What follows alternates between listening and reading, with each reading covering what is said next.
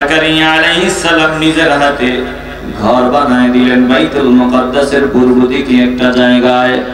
মারইয়াম ওই জায়গায় থাকিয়া মাওলার ইবাদত বন্দেগী করে 24 ঘন্টা আমার মাওলার ইবাদত। মাঝে মধ্যে জাকারিয়া আলাইহিস সালাম দেখার জন্য যায়। এ মুসলমান নবীর আশিকের দল, একটু কলিজাটা নরম করিয়া দাও। এ মারইয়াম আলাইহাস সালাতু ওয়াস সালামের মা মারইয়াম যখন মোটামুটি বয়সে উপনীত হয়, নিয়ত তো আছে দিয়া দিবে কার রাস্তায়? কথা কয় না, কার রাস্তায়? নিয়ত দিয়া দিবে আমার মাওলার রাস্তায়।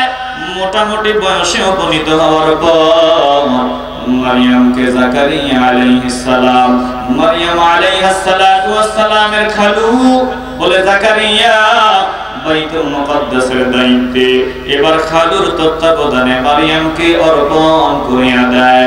জাকারিয়া আলাইহিস সালাম নিজে একজন ভালো কাঠ মিস্ত্রি ছিলেন। একটা জবানও বন্ধ হবে না, বলেন কি মিস্ত্রি? কাঠ মিস্ত্রি ছিলেন। প্রত্যেক নবী তিনারা বিভিন্ন কাজ করতেন, বিভিন্ন পেশায় নিয়োজিত ছিলেন।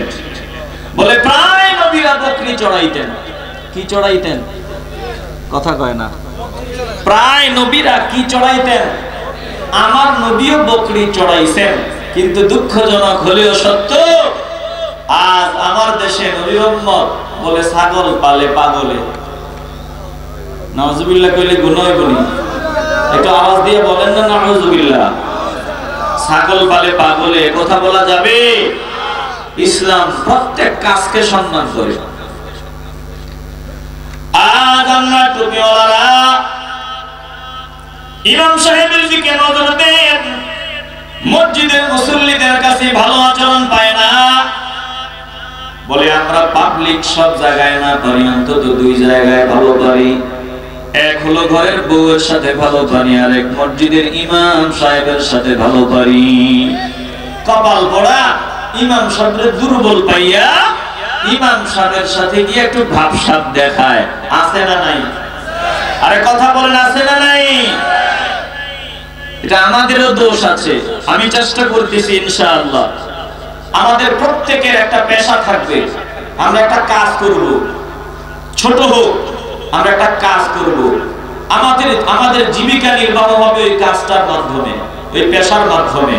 তাইলে দেখবেন ইমাম সাহেব যখন মুসল্লিদের ওই টাকার দিকে নজর দেওয়া লাগবে না, তখন মুসল্লিরাও বুঝবে এই ইমাম সাহেব আমগো সামান্য বেতনের মুখাপেক্ষী না। সাবধান, ইমাম সাহেবের সাথে দুর্ব্যবহার করা যাবে না। কথা বলেন ঠিক কিনা? বিরক্ত হইতেছেন আপনারা? এ মুসলমান, দিলটা নরম করিয়া দাও। জাকারিয়া আলাইহিস সালাম নিজেই সুন্দর করে একটা ঘর বানায়া দেয়, এমন সুন্দর ভাবে বানাইয়া দেয় যাতে মারইয়াম নিরিবিলি ওখানে মাওলার গোলামি করতে পারে। এবার জাকারিয়া আলাইহিস সালাম নিজের হাতে ঘর বানায় দিলেন বাইতুল মুকাদ্দাসের পূর্ব দিকে একটা জায়গায়। মারইয়াম ওই জায়গায় থাকিয়া মাওলার ইবাদত বন্দেগী করে 24 ঘন্টা আমার মাওলার ইবাদত। মাঝে মধ্যে জাকারিয়া আলাইহিস সালাম দেখার জন্য যায়।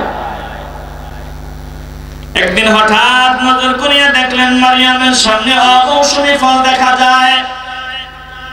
আমের মৌসুম না, মারইয়ামের সামনে আম দেখা যায়।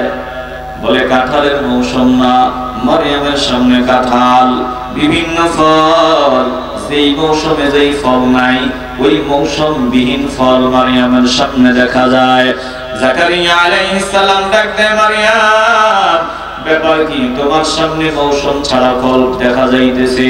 এখন আঙ্গুরের মৌসুম না, তোমার সামনে আঙ্গুর দেখা যায়। তোমার সামনে ওই মৌসুম বিহীন ফলগুলো দেখা যায়। কে দিল, কোত্থেকে পাইলা? জাকারিয়া আলাইহিস সালাম ডাক দিয়ে বলল, ক্বালা ইয়া মারইয়াম আন্না লাকি হাযা ক্বালাত হুয়া মিন ইনদিল্লাহ